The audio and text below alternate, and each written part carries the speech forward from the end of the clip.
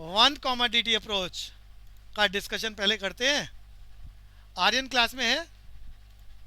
हाँ भैया। हाँ जी।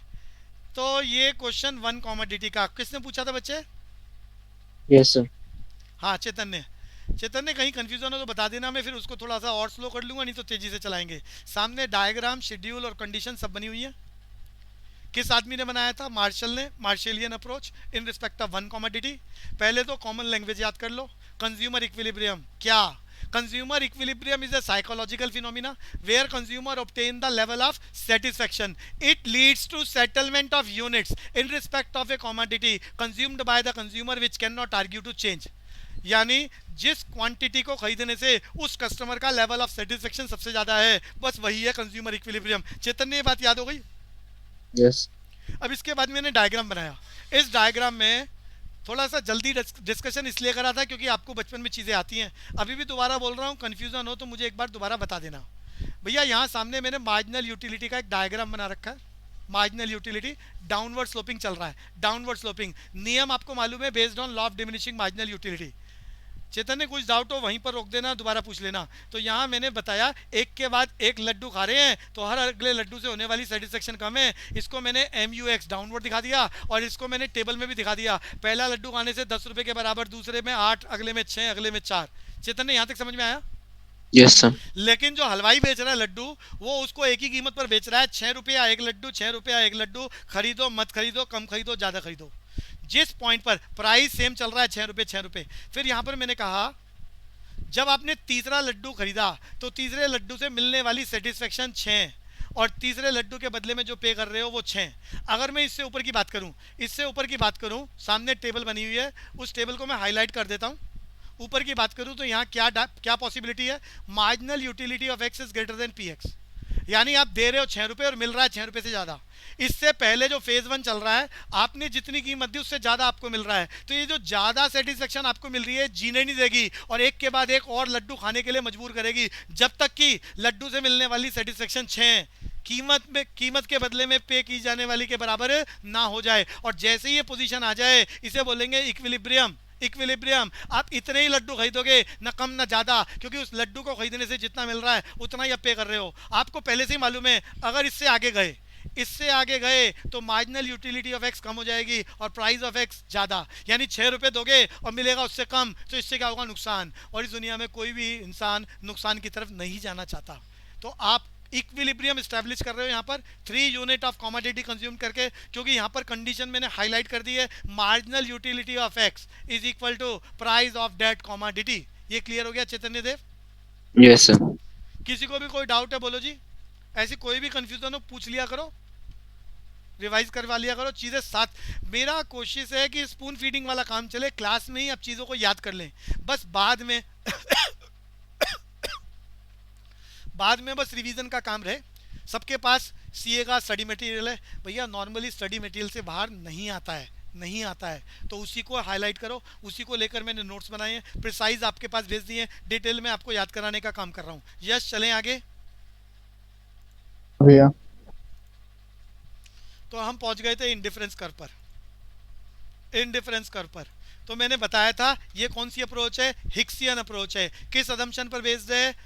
किस अजम्पशन पर बेस्ड है? महक खंडेलवाल, मुझे अजम्पशन का नाम बताओ। महक खंडेलवाल, प्रणय, अजम्पशन बताओ बच्चों, लास्ट क्लास में कराई थी याद। कनन, अरे कोई भी। ऑर्डिनल यूटिलिटी, ऑर्डिनल यूटिलिटी, और इसका मीनिंग मयूरी बताएगी, और जल्दी जल्दी बोलना है जी। uh, which cannot be measured in terms of util but ranked. बढ़िया। तो ordinal utility means the level of satisfaction which can not be measurable in terms of यूटिल but it can B ranked. और इस assumption को लेके पूरा chapter कर रहे हैं इंडिफरेंस कर्व का। इंडिफरेंस कर्व का मीनिंग याद करा दिया, आपके सामने डायग्राम बना हुआ है। जल्दी से लैंग्वेज मेरे साथ मन में रिवाइज करें। The various possible combination of two commodities which reflect the same level of satisfaction known as indifference curve. Kanan repeat, participation होना चाहिए जी। कनन,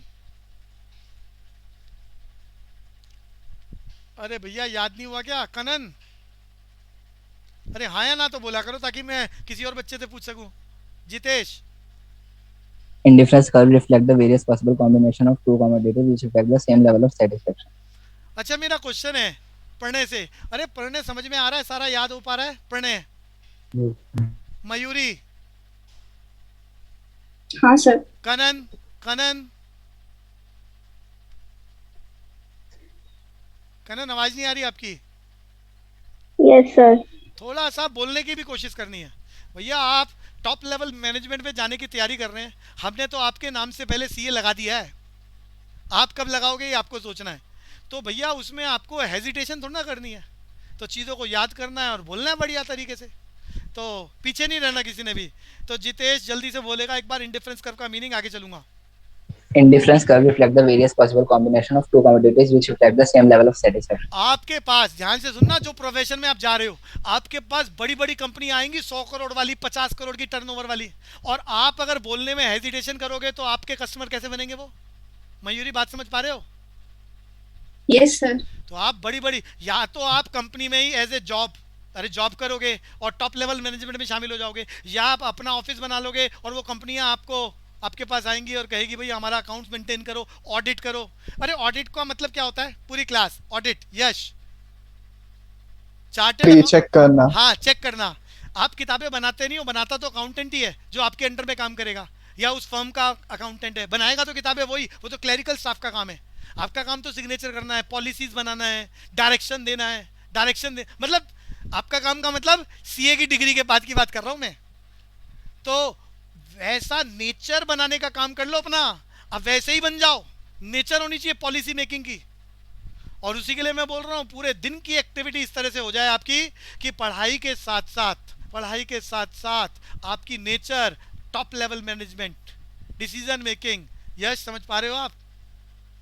भैया कल को क्या है, उस इंडस्ट्री में आप जब अब्जॉर्व होगे, उस इंडस्ट्री में जाओगे तो ये आपका पैशन बन जाएगा और आप तरक्की बहुत ज़्यादा करोगे। मयूरी बात समझ पा रहे हो? Yes sir. तो इनडिफरेंस कर्व की बात हो चुकी है, आगे चलते हैं। Properties of indifference curve, 4 properties मैंने याद करा दी थी। अरे यहाँ गड़बड़ करेगा, क्वेश्चन एमसीक्यू की फॉर्म में आना है, वो 3 सही लिखेगा 1 गलत, या 1 सही लिखेगा 3 गलत। तो चारों याद करा दी है। पहली बात डाउनवर्ड स्लोपिंग, दूसरी बात कन्वेक्स टू ओरिजिन, कन्वेक्स की शेप बना के दिखाई थी मैंने, कन्वेक्स की शेप। अरे याद आ रहा है कन्वेक्स की शेप? यश भैया ये कन्वेक्स है बच्चों, गड़बड़ मत कर देना, वो शेप बना के टिक करा देगा, कन्वेक्स टू ओरिजिन। अगली बात, higher indifference curve reflect the higher level of satisfaction, और two indifference curve never intersect each other. Sequence की कोई बात नहीं है, तो मुझे ये चारों बातें प्रियांशु बोलेगा। प्रियांशु जल्दी से, प्रॉपर्टीज ऑफ इंडिफरेंस कर्व।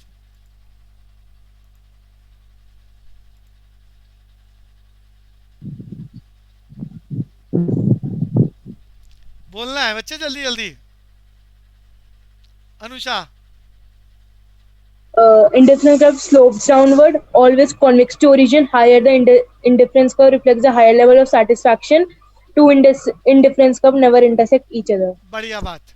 कोई भी डाउट है पूछते चलना। अब इसको जल्दी से इसको एक्सप्लेन करते हैं बच्चों। पहली बात, indifference curve always downward sloping. Indifference, भैया रीजन पर जाओ। लैंग्वेज आपको लिखने के लिए कुछ नहीं आएगा, बट वो उसको एमसीक्यू में मांगे तो आप टिक कर पाओ। मैं सामने डायग्राम बना रहा हूँ, डायग्राम बना रहा हूँ बच्चों आपके लिए। ये इंडिफरेंस कर्व सबको मालूम है, डाउनवर्ड स्लोपिंग, ये मैंने शेप बना दी, इंडिफरेंस कर्व की हमने शेप बना दी।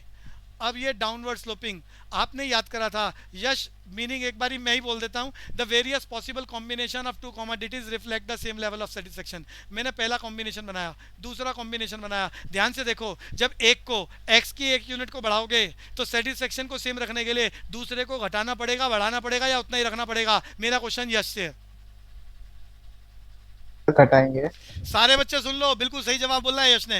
एक्स की एक यूनिट के बढ़ाने से सेटिस्फेक्शन बढ़ जाएगा। अरे एक्स कोई वस्तु है, लड्डू है, उसको आप ज़्यादा खाओगे तो सेटिस्फेक्शन बढ़ेगा, और आपको ऐसी कंडीशन में टोटल सेटिस्फेक्शन सेम रखना है तो दूसरे की क्वांटिटी इतनी कम करनी पड़ेगी कि सेटिस्फेक्शन रिमेनिंग द सेम। तो एक का बढ़ाना, दूसरे का घटाना, so level of satisfaction remains constant. बोले तो इंडिफरेंस कर्व, सॉरी बोले तो inverse relationship between the various possible combination of two commodities x and y. जब भी इनवर्स रिलेशन होता है तो डाउनवर्ड स्लोपिंग, सेम रिलेशन होता है अपवर्ड स्लोपिंग। प्रणय को समझ में आ रहा है? ध्रुव, चैतन्य, आर्यन?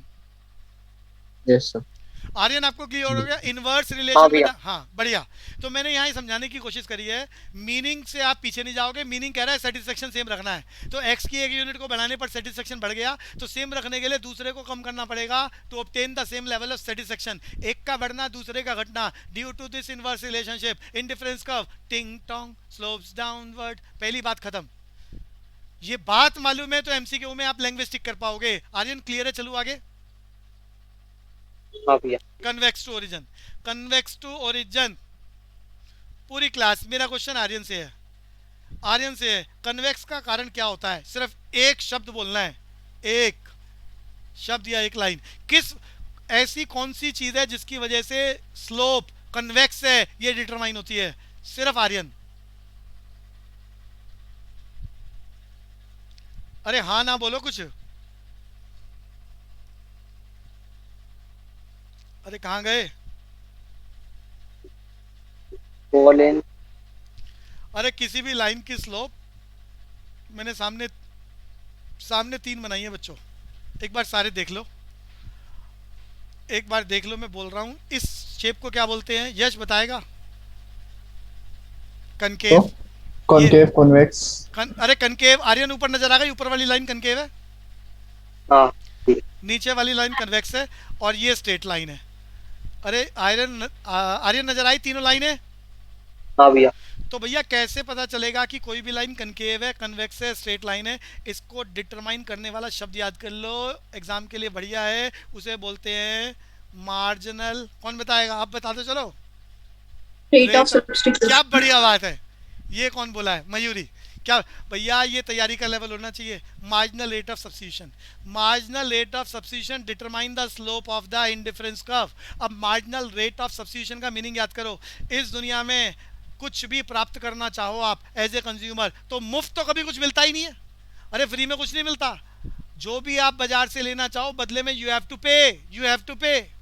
तो किसी वस्तु की एक यूनिट को पाने के लिए जो दूसरी वस्तु छोड़ी जाती है, छोड़ने की रफ्तार, इसे क्या बोलते हैं? Marginal rate of substitution. Language याद करो। Due to additional unit of a commodity consumed by the consumer sacrificing rate of others. वो अदर जो छोड़ रहे हैं वो पैसा भी हो सकता है, और बार्टर सिस्टम है तो वस्तु के बदले में वस्तु भी छोड़ी जा सकती है। जितेश समझ में आ रहा है? जितेश रातावाल। हाँ भैया। तो एक को पाने के लिए दूसरे को छोड़ना पड़ता है, वो दूसरा पैसा भी हो सकता है और वस्तु के बदले में वस्तु भी हो सकती है। उसी को बोलते हैं marginal rate of substitution, marginal rate of substitution. थोड़ा तेजी के साथ बोलूंगा। एक्चुअली में तीनों लाइनों की स्लोप कैसी, कनकेव, कन्वेक्स या straight line, depend upon the marginal rate of substitution. Aryan समझ में आया? एमआरएस डिटरमाइन करता है लाइन की स्लोप क्या होगी। अरे आया है? अब ये लाइन की स्लोप 3 प्रकार की हो सकती है। मैं कंक्लूड करूंगा बचपन की बात, थोड़ा जल्दी से तैयार करना। ये एमआरएस 3 प्रकार का हो सकता है, ये एमआरएस 3 प्रकार का हो सकता है। ये डिमिनिशिंग हो सकता है, ये इंक्रीजिंग हो सकता है, और ये कांस्टेंट हो सकता है। यह समझ में आता है? हाँ भैया। कांस्टेंट की बात बोलता हूँ, कांस्टेंट की बात बोलता हूँ। एक्स की एक यूनिट को पाने के लिए वाई के एक यूनिट को छोड़ना, एक को पाने के लिए एक को छोड़ना। ये टेबल समझ में आ रही है मैं क्या बोल रहा हूँ? एक्स की एक यूनिट को पाने के लिए वाई की एक यूनिट को छोड़ना। हाँ भैया। भैया एक को पाने के लिए दूसरे को छोड़ना, एमआरएस। छोड़ने की रफ्तार, छोड़ने की रफ्तार देख लो कांस्टेंट चल रही है, so MRS is constant. In that situation slope कैसी होगी? Straight line downward sloping. सबको याद हो गया? आर्यन? हाँ भैया। मैं फिर बोल रहा हूँ भैया, यहां से क्वेश्चन रहेगा।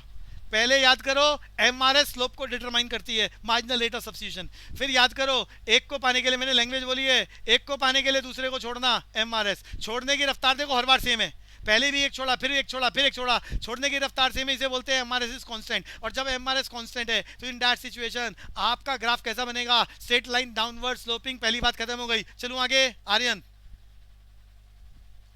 Yes sir. अगली बात सुनना, टेक्निकल बात है, ध्यान से सुनना। अगली बात मैं फिर यहाँ टेबल बना रहा हूँ, इंक्रीजिंग को समझाना चाह रहा हूँ। एक्स की एक यूनिट को पाने के लिए वाई की, मान लिया एक यूनिट को छोड़ा, फिर एक्स की एक यूनिट को पाने के लिए वाई की 2 यूनिट छोड़ी, एक्स की एक यूनिट को पाने के लिए वाई की 3 यूनिट छोड़ी। अरे यश समझ में आ रहा है मैंने जो सामने लिखा है टेबल? हाँ भैया। एक को पाने के लिए दूसरे को छोड़ना, MRS कहलाता है। छोड़ने की रफ्तार देखो बढ़ रही है, छोड़ने की रफ्तार बढ़ रही है, इसे क्या बोलेंगे? इंक्रीजिंग। और जब MRS इंक्रीजिंग होता है तो लाइन की स्लोप कैसी होती है? Convex to origin. लाइन की स्लोप कैसी होती है? जल्दी बोलो। Convex to origin. और कन्वेक्स सामने नजर आ रहा है, स्लेब कन्वेक्स। ये अरे ये गड़बड़ कर दिया। कनकेव होता है भैया हाँ, शायद। हाँ कनकेव होता है ये डायग्राम। अरे MRS इंक्रीजिंग में स्लोप कैसी होगी? कनकेव। ये लाइन मैंने बना दी नीले रंग से। देखो जो नीले वाला है वो नीले जगह से मैच कर रहा हूँ मैं, इसलिए कलर अलग अलग ले रहा हूँ। कनकेव टू ओरिजिन याद करना, जब MRS इंक्रीजिंग होगा तो स्लोप कैसी होगी? बोलो जल्दी से। Concave to origin. कनकेव की मैंने स्लोप बनाई है, समझ गए? PPC ऐसा होता है, प्रोडक्शन पॉसिबिलिटी कर्व। आगे चलो डिमिनिशिंग की बात। बोलो बच्चों। Yes, sir. डिमिनिशिंग पर आते हैं। x की 1 यूनिट को पाने के लिए y की 4 यूनिट छोड़ी, x की 1 यूनिट को पाने के लिए y की 3 यूनिट छोड़ी, 1 को पाने के लिए 2 यूनिट छोड़ी, और खेल हम कंक्लूड करने जा रहे हैं। 1 को पाने के लिए दूसरे को छोड़ना क्या कहलाता है? क्या कहलाता है बच्चों? MRS. MRS। और छोड़ने की रफ्तार यहाँ देखना, छोड़ने की रफ्तार घटती जा रही है, इसलिए क्या बोल रहे हैं? डिमिनिशिंग। और जब MRS डिमिनिशिंग होता है तो लाइन की स्लोप हमेशा क्या होती है? Convex to origin. भैया मैंने यहाँ क्वेश्चन बता दिया जिसको वो इनडायरेक्टली पूछेगा। कनकेव का रीजन क्या है? MRS इज, जल्दी जल्दी यश, कनकेव का region MRS is increasing. Constant में क्या होता है? Straight line. Straight line. और जब MRS डिमिनिशिंग होता है तो लाइन कैसी होती है? Convex Convex to origin.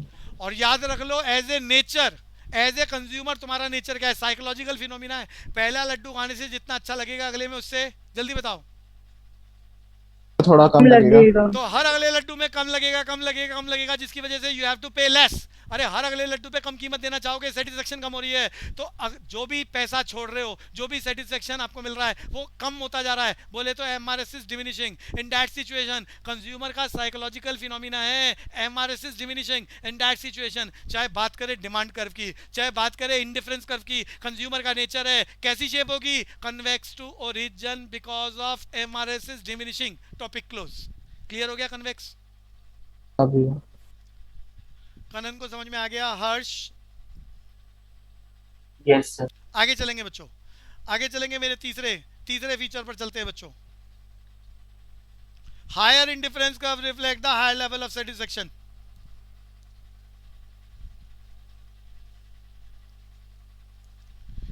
भैया एक इंडिफरेंस कर्व बोले तो एक इच्छा पूरी हो रही है, और ऊपर चले जाओ तो दूसरा जो इंडिफरेंस कर्व है IC2। एक्चुअली में क्या है, जो IC1 है उसमें देखो x का 1 यूनिट y का 1 यूनिट मिल रहा है और सेटिस्फेक्शन। अगर मैं IC2 का कोई कॉम्बिनेशन लूँ तो देखो x भी बढ़ गया और y भी बढ़ गया, और जब दोनों बढ़ गए तो लेवल ऑफ सेटिस्फेक्शन ज़्यादा हो गया। तो IC2 पर मिलने वाला सेटिस्फेक्शन IC1 के कंपैरिजन में ज़्यादा होगा, IC3 पर और ज़्यादा होगा, IC4 पर और ज़्यादा होगा। जैसे जैसे इंडिफरेंस कर्व ओरिजिन से दूर जा रहा है सेटिस्फेक्शन का लेवल बढ़ता जा रहा है। कनन क्लियर हो गया है? Yes, sir. बात खत्म। The various indifference curve reflect the various level of satisfaction. As soon as the indifference curve is far away from the origin, gives the higher level of satisfaction because x and y both increase. Clear है? यश याद हो गया? Yeah. Two indifference curve never intersect each other.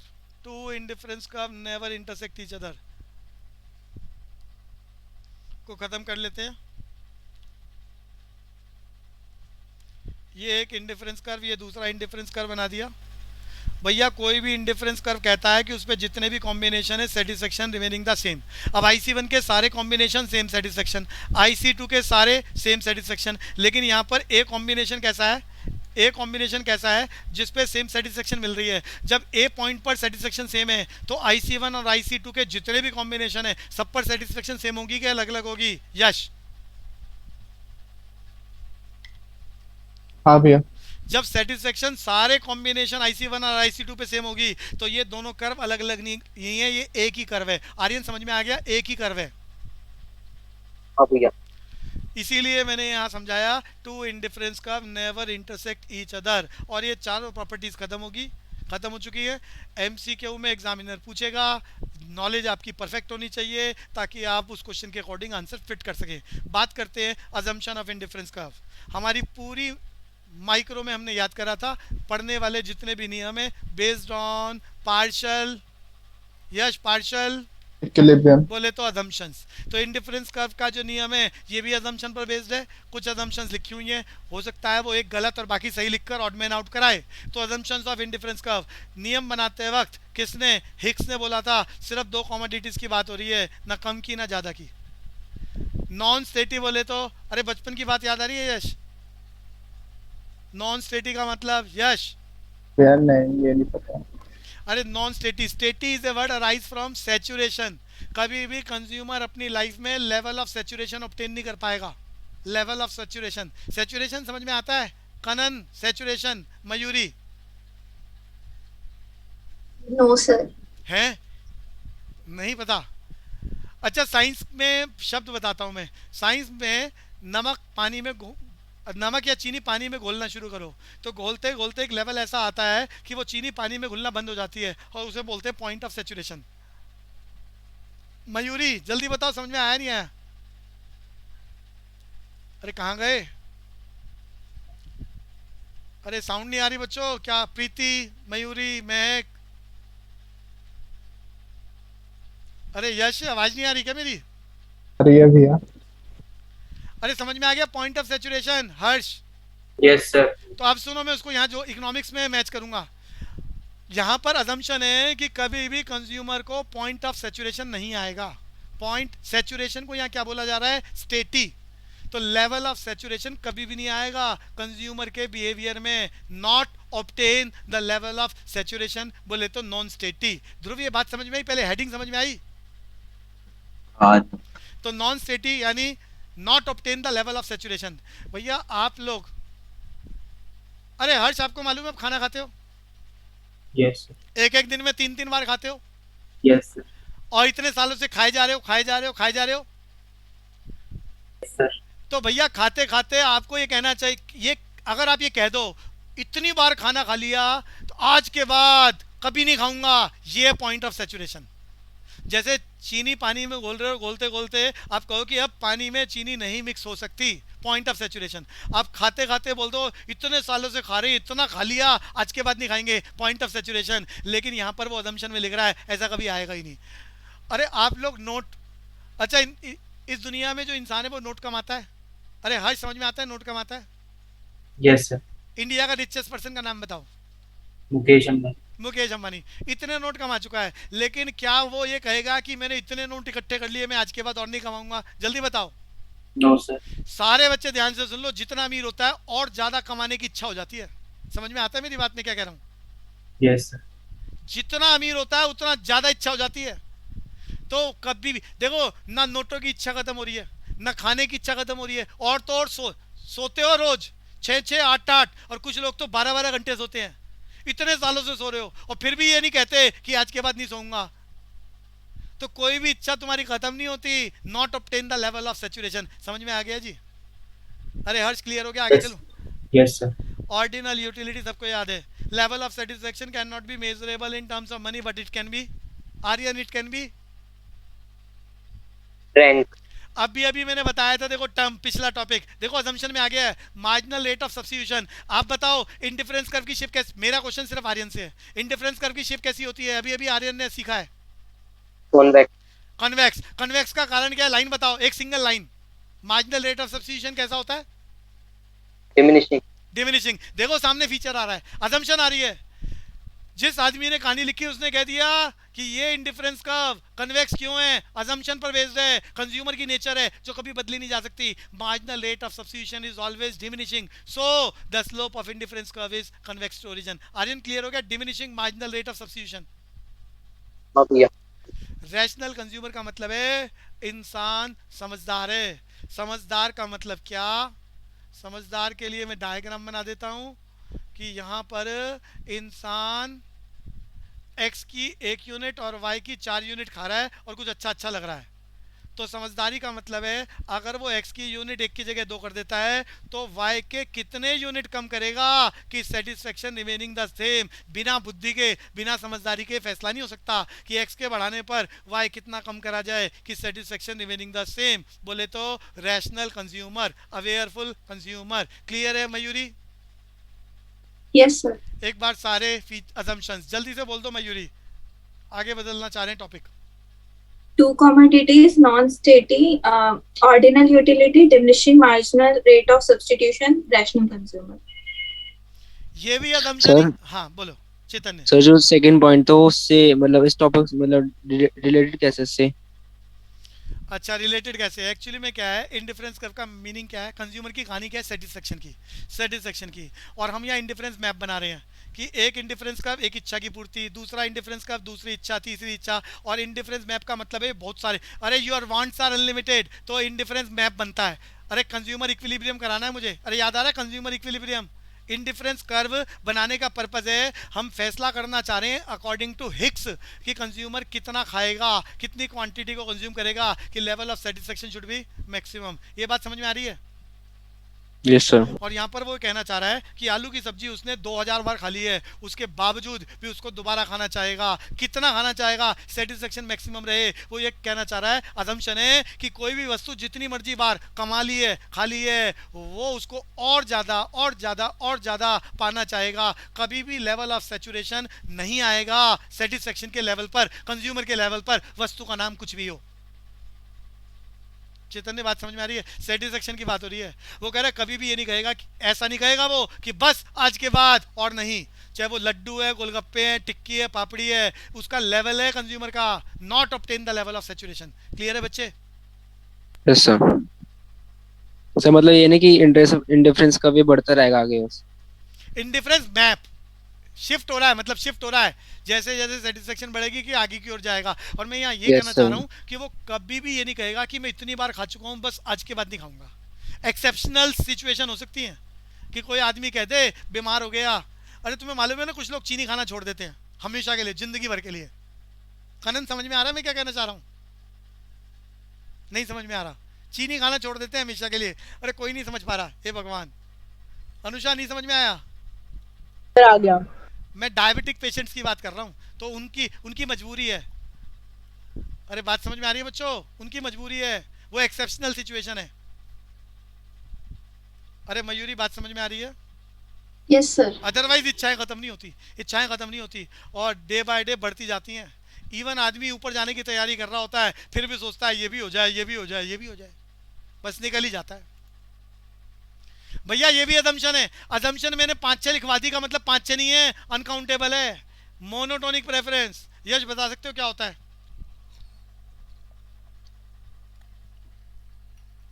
यश? नहीं। अरे भैया बचपन में बताया था पूरी क्लास, मोनोटोनिक प्रेफरेंस। ये पेपर में आया हुआ है एमसीक्यू में, मैक कंडेलवाल। नहीं पता है?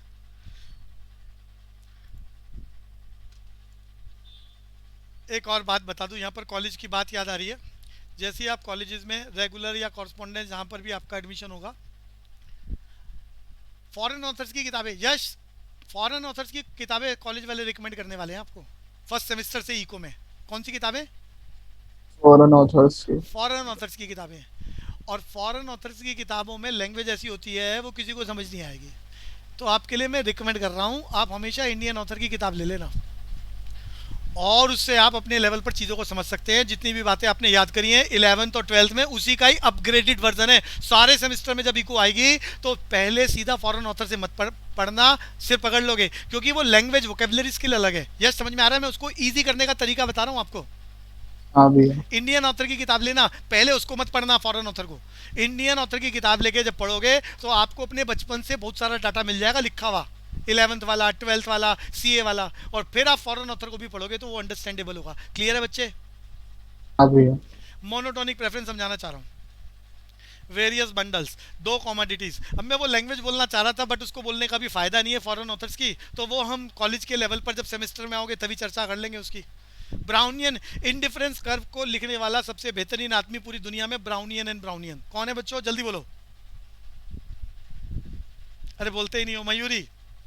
Brownian. Brownian and Brownian. तो फर्स्ट सेमेस्टर में ही आपको इको का ये चैप्टर जिस बुक से पढ़ाया जाएगा कॉलेजेस में, वो कौन सा ऑथर है? Brownian and Brownian. ऐसे ही सारे चैप्टर के लिए आपको अलग अलग फॉरेन ऑथर्स की बुक लेनी पड़े। एक चैप्टर एक ऑथर, दूसरा चैप्टर दूसरा ऑथर दूसरी बुक। अरे समझ में आता है मैंने क्या कहा यश? तो ये दिल्ली यूनिवर्सिटी वाले क्या करते हैं बच्चे, ये क्या करते हैं, ये चार 4 चैप्टर हैं तो 4 किताबें थोड़ी ना खरीदेंगे। तो दिल्ली यूनिवर्सिटी में इन चारों किताबों का वो चैप्टर फोटोकॉपी की फॉर्म में मिलता है, उसे बोलते हैं रीडिंग्स। देखो आपको बातें बता रहा हूँ कॉलेज की, अभी आप गए नहीं हो लेकिन पहले बता रहा हूँ। क्या बोलते हैं बच्चों? अरे यस जल्दी बोलो ना। Readings readings. लेकिन रीडिंग आप खरीदने के बाद सीधा मत पढ़ना, वो समझ में आने के लिए इंडियन ऑथर की किताब जरूर ले लेना। कभी भी कोई दिक्कत लगे मुझसे आप जब मर्जी बात कर सकते हो, पूछ सकते हो कैसे कैसे। क्लियर है बच्चों? यश हाँ भैया मोनोटोनिक प्रेफरेंस समझाना चाह रहा हूँ। तो वो कह रहा है हम दो वस्तुओं के अलग अलग कॉम्बिनेशन और एक्स और वाई के कॉम्बिनेशन लिख रहा हूँ। एक्स का 4 लड्डू और वाई का 1 लड्डू खाया, कुछ अच्छा लगाया, खाए अच्छा लगा, इसे बोलते हैं one combination of two commodities, यानी एक बंडल एक्स और वाई का। ये समझ में आता है? कुछ अच्छा लगा। यश ये समझ में आया? भैया दूसरा कॉम्बिनेशन वाई को बढ़ा लो और एक्स को कम कर दो, और कोई भी कॉम्बिनेशन ले रहा हूं, वाई को बढ़ा दो और एक्स को कम कर दो। Satisfaction remaining the same. Satisfaction अच्छा ये वाला कॉम्बिनेशन नहीं बना रहा, इसको बदल रहा हूं, नीचे वाला कॉम्बिनेशन बदल रहा हूं। हम एक्स को उतना ही रख रहे हैं 4, वाई को हमने 3 कर दिया। अब मुझे बताओ कॉम्बिनेशन ए में और बी में कौन सा सिलेक्ट करोगे? पूरी क्लास से पूछ रहा हूं, जवाब पहले आर्यन को देना है। मैंने 2 कॉम्बिनेशन बनाए हैं, एक कॉम्बिनेशन ए है एक बी है। आर्यन बताओ आप कौन सा सिलेक्ट करना चाहोगे? याद रखना आप कौन सी बात फॉलो करोगे, समझदारी वाली। समझदारी का उपयोग करो और बताओ कौन सा सिलेक्ट करना चाहोगे जल्दी। आर्यन ए कॉम्बिनेशन चुनना चाहोगे कि बी का चुनाव करोगे? अरे कोई बोलो भैया, तो कुछ भी बोल दो। आर्यन ने बोला है भी। चैतन्य आप बोलो क्या? एक्स के है, अरे एक्स 4 एक्स, अरे लड्डू समझ लो एक्स है और बर्फी समझ लो वाई है। पहले कॉम्बिनेशन में 4 लड्डू 1 बर्फी, दूसरे कॉम्बिनेशन में 4 लड्डू 3 बर्फी। बोलो क्या चाहोगे आप? पूरी यस, ये कभी बदला नहीं जा सकता। अरे दूसरे ऑप्शन में 4 लड्डू 3 बर्फी ज्यादा मिल रहे हैं, अरे तुम्हें अच्छे नहीं लगते पड़ोसी को बांट दो, लेकिन मिल रहा है ज्यादा तो ज्यादा ही लोगे। इस बात को जिंदगी में कभी बदलना नहीं चाहोगे। मयूरी को बात समझ में आ रही है?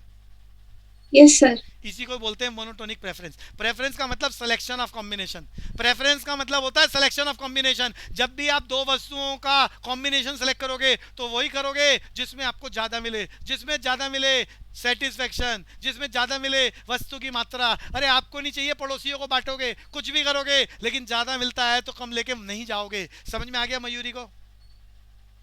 Yes, sir. तो कुल मिला के एग्जामिनर ऐसे कॉम्बिनेशन लिख देगा, कहेगा मोनोटोनिक प्रेफरेंस कौन सी है, ज्यादा वाला कॉम्बिनेशन सेलेक्ट कर देना, खत्म। आर्यन को समझ में आ गया? हाँ भैया। आगे चलेंगे। Monotonic preference. हाँ बोलो सर, इसमें कुछ प्राइस से रिलेटेड होता है कुछ? भैया। चलो प्राइस का नहीं, प्राइस की बात इसलिए नहीं कर सकते। एक बार अपने चैप्टर को दोबारा सुनो। आपने याद करा इंडिफरेंस कर्व, मैंने क्या याद कराया? नीचे x की यूनिट है, ऊपर y की यूनिट है, ये हमने इंडिफरेंस कर्व बनाया। कुल मिला के x और y के वेरियस कॉम्बिनेशन है यूनिट्स के, which reflect the same level of satisfaction. यहाँ प्राइस की कोई बात ही नहीं हो रही। प्राइस को लेकर जब हम चर्चा करेंगे तो बनेगा बजट लाइन। क्या बनेगा? Budget line. अभी सिर्फ सेटिस्फेक्शन की बात हो रही है। अकॉर्डिंग टू हिक्सियन अप्रोच चल रहा है, जिसमें एक्स और वाई 2 वस्तुएं ली गई हैं और उनके अलग अलग कॉम्बिनेशन लिए गए हैं इन terms of units. In terms of unit यहाँ प्राइस की कोई बात नहीं हो रही। उसके लिए अभी मैं एक और लाइन लेके आने जा रहा हूँ जिसको बोलेंगे बजट लाइन। वहाँ price of x, price of y, unit of x, unit of y and total money spending by the consumer आने वाला है, जिसे बोलते हैं टोटल एक्सपेंडिचर। इतनी बात समझ में आ गई? Yes sir. आगे चलेंगे चैतन्य। ये अजम्पशन थी मोनोटोनिक प्रेफरेंस की। ये इंडिफरेंस मैप अभी मैंने याद कराया आपको।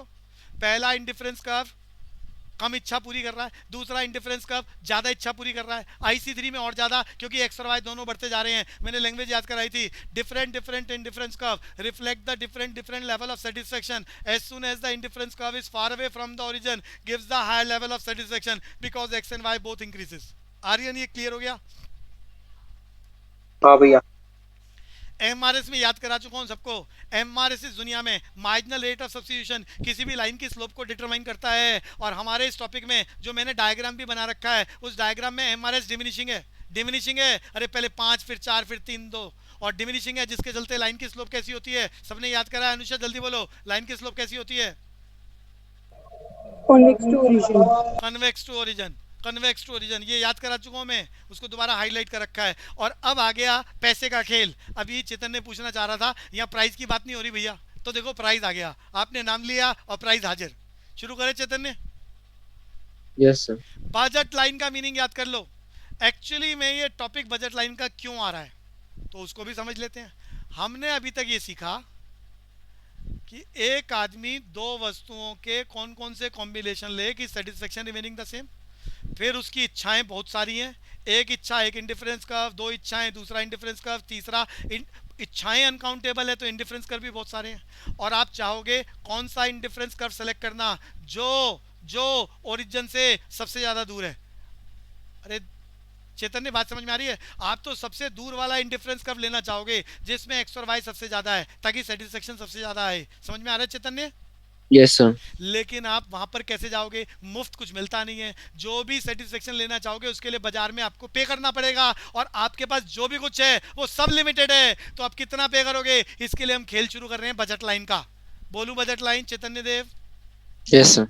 Availability of money in the pocket of consumer which is fully utilized in the various possible combination of two commodities known as ting tong budget line। जोर से बोलो आर्यन बाबा। Availability of income ना to the अरे ना ना, consumer। रुको रुको रुको, दोबारा बोलूंगा। अरे मनी मनी, हर घर बजट बनाता है कि चीनी और गोलगप्पे पे 100 रुपए लगाने हैं, सेब और केले पर 500 रुपए लगाने हैं पूरे महीने में। इससे ज़्यादा लगा नहीं सकते, ज़्यादा लगाएंगे बजट बिगड़ जाएगा। कम लगाना कोई चाहेगा नहीं, ऑलरेडी उसमें कम आ रहा है। अमीर भी और गरीब भी, हर कोई बजट बनाता है, हर कोई। अमीर का मतलब बस थोड़ा ज़्यादा, गरीब का मतलब थोड़ा कम, जितना मर्जी किसी के पास नहीं है। तो यहाँ दो वस्तुओं के ऊपर आपने बजट फिक्स कर लिया 500 रुपये, तो मैं उसी की बात कर रहा हूँ। The various possible combination of two commodities which, क्या बोला है मैंने? Total various possible combination of two commodity which, नहीं ये तो पीपीसी की बात हो गई। अनुषा बताओ budget line. The availability of money in the pocket of consumer which is fully utilized in the various possible combination of two commodities। Anusha पहले आप बोलोगे, फिर आर्यन बोलेगा। Availability of money in the pocket of consumer which is utilized to obtain the two commodities नहीं is तुम्हारा known नहीं as नहीं नहीं, टू कमोडिटीज नहीं। तुम्हारी जेब का पैसा मैं मान लो 500 रुपए है जो एक्स और वाई पर खर्च करना चाह रहे हो, तो मैंने बोला availability of money in the pocket of consumer which is fully utilise in the various possible combination of two commodities. Aryan बाबा। अरे पूरी क्लास कोई भी बोलो बजट। हाँ आर्यन बोल रहे हो, सही बोलो। Availability of money in the pocket of consumer which is fully utilized by consumer in various possible combination of goods। To commodities. तो बढ़िया बात बच्चों, बजट लाइन सबको याद हो गया। मैं एक बार दोबारा सुनना चाहूंगा, कोई एक बच्चा और जल्दी से सब रिवाइज कर लो। कौन बोलेगा? अरे बोलो भाई, यश, कोई और? चैतन्य? Availability of money in the pocket of consumer which is fully utilized by various possible combination of two commodities is known as budget line। बढ़िया बात। फिर मन में याद कर ले, बजट लाइन को हम आगे चला रहे हैं। Availability of money in the pocket of consumer which is fully utilised in the various possible combination of two commodities. Preeti Bhardwaj याद हो गया? प्रीति? Yes sir. मैं खंडेलवाल को याद हो गया? Yes sir. मयूरी क्लियर है? Yes, sir. भैया सामने देखें, प्रॉपर्टीज ऑफ बजट लाइन। पहली बात, इसकी शेप भी बना देता हूँ, इक्वेशन भी बना देता हूँ, चीज़ें याद कर लो बच्चों। लिखने के लिए कुछ आएगा नहीं, लेकिन याद रखना जो भी आप तैयारी कर रहे हो, यहाँ एमसीक्यू की फॉर्म है, लेकिन पेपर में, कॉलेज में, सेमेस्टर में ये सब लिखना होगा लैंग्वेज में। तो आपका खेल खाली सीएगा का नहीं चल रहा, जो भी नॉलेज आपके पास आ रही है हैबिट बना लो, कल को लिखना होगा कॉलेज में।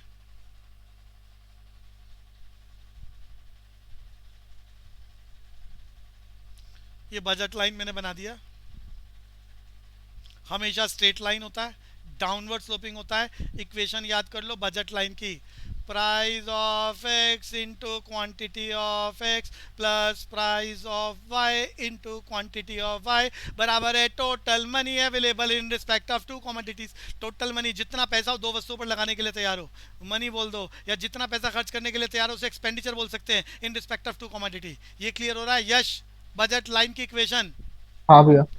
अरे ये मोनोग्राम के पीछे चला गया मनी। मनी समझ रहे हो? M p x q x plus p y into q y बराबर है एम मनी। यश? हाँ भैया। तो बजट लाइन की दो प्रॉपर्टीज, पहली बात ये स्ट्रेट लाइन, दूसरी बात डाउनवर्ड स्लोपिंग। इकट्ठा करके बोल दो स्ट्रेट लाइन डाउनवर्ड स्लोपिंग। ये क्लियर है बच्चों? हाँ यश? भैया। ये इसका डाटा दिखा रखा है, स्लोप ऑफ बजट लाइन। भैया मुझे दिला दो, देखो 3 क्वेश्चन मैं एक साथ पूछ रहा हूँ। Slope of budget line, slope of demand curve, slope of supply curve, वो भी बोल सकते हो। Slope of demand curve, slope of budget line, दोनों में एक ही फार्मूला लगता है। कौन बताएगा? पूरी class. Slope of budget line, slope of demand curve. अरे जल्दी बोलो।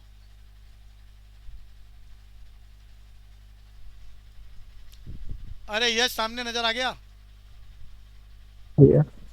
अरे आप जो y एक्सिस पे जो भी डाटा है, y का कितना जोड़ोगे x की एक यूनिट को पाने के लिए। अगर मैं डिमांड की बात करूं तो y एक्सिस पर आप लिखना प्राइस और x एक्सिस पर लिखना वस्तु की यूनिट। यस समझ में आ रहा है? भैया। अगर बजट लाइन की बात हो रही है तो ऊपर y वस्तु का नाम है और x भी वस्तु का नाम है। अरे क्लियर है बच्चे? हाँ भैया।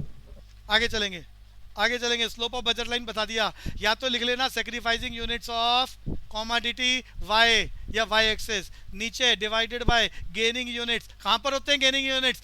x पे गेनिंग यूनिट होते हैं, y पर सेक्रीफाइसिंग यूनिट्स होते हैं। ये बात समझ में आ गई यश को? हाँ भैया। आर्यन क्लियर है? चलूं आगे। हाँ भैया। बजट लाइन की शिफ्टिंग की बात करेंगे। बस डायग्राम दिखाता हूं जी, सामने डायग्राम। बजट लाइन में बता चुका हूं, availability of money in the pocket of consumer fully utilise in the various combination of two commodities. Equation बताई थी। आर्यन जल्दी से इक्वेशन बता बजट लाइन की।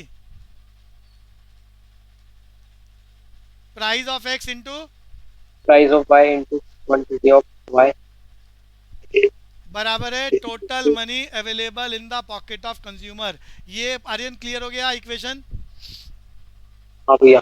अगर आपकी जेब के पैसे बढ़ जाएंगे, अरे जेब में पहले 500 रुपए थे अब 600 रुपए हो गए, अरे इनकम बढ़ गई तो बजट लाइन राइटवर्ड शिफ्ट होगी, और अगर इनकम घट गई तो लेफ्टवर्ड शिफ्ट। भैया एमसीक्यू में टिक कराएगा, if money income increases budget line rightward shifted, और अगर आपकी जेब के पैसे कम हो गए तो लेफ्टवर्ड शिफ्ट हो जाएगी, पैरेलल शिफ्ट होगी। ये आर्यन याद हो गया? हाँ भैया। एक बढ़िया बात यहाँ पर डिस्कस करने वाली है, ये आया हुआ है क्वेश्चन जो बता रहा हूँ, यस ध्यान से सुन लेना।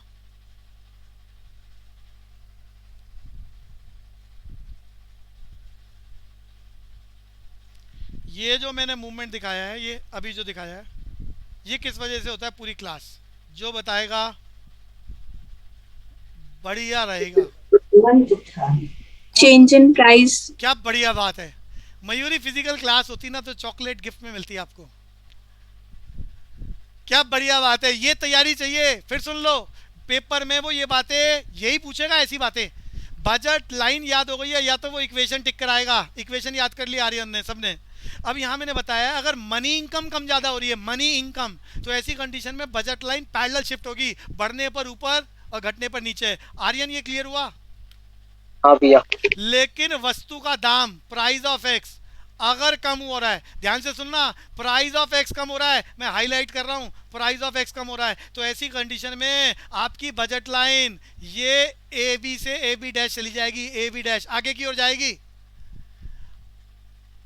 अरे यश नजर आ रहा है? ये लाइन बजट लाइन बना दी मैंने, ए बी, ये ए बी डैश, अरे आगे की ओर चली गई। क्यों? सस्ता होने पर बाइंग पावर बढ़ जाती है। अरे एक्स सस्ता हो गया तो उतने पैसे में एक्स ज्यादा आएगा, एक्स ज्यादा आएगा, राइटवर्ड शिफ्ट हो रहा है, बाइंग पावर बढ़ रही है, रियल इनकम बढ़ रही है। अरे यश जल्दी बोलो। भैया। फिर सुन लो ध्यान से, रियल इनकम के बढ़ने पर ए बी से A B dash, a B से ए बी डैश, जबकि मनी इनकम के बढ़ने पर डायग्राम आप देख रहे हैं पूरी की पूरी लाइन पैरेलल शिफ्ट हो रही है राइटवर्ड। आर्यन समझ में आ गया? रियल इनकम मनी इनकम अलग अलग बातें हैं। Aryan, Anusha, Yes, sir. तो ये बात बढ़िया थी। और इसका उल्टा भी कर सकते हो, प्राइस ऑफ एक्स अगर ज़्यादा हो जाए तो बजट लाइन लेफ्टवर्ड शिफ्ट हो जाएगी ए बी से A B dash dash. Real income कम होने से, रियल इनकम कम होने से, प्राइस ऑफ एक्स के बढ़ जाने से। अरे जितना महंगा होगा बाइंग पावर कम होगी, रियल इनकम कम होगी, उतने पैसे में कम आएगा, तो ए बी डैश डैश हो जाएगी। और अगर मनी इनकम कम हो रही है, पूरी की पूरी लाइन पैरेलल शिफ्ट हो जाएगी लेफ्टवर्ड। ये क्लियर हो गया सबको? Mayuri, Yes, sir. यहाँ से अगली क्लास में कल चलाएंगे बच्चों। कल कोशिश करेंगे ये पूरी यूनिट ख़त्म करने का टारगेट रखेंगे।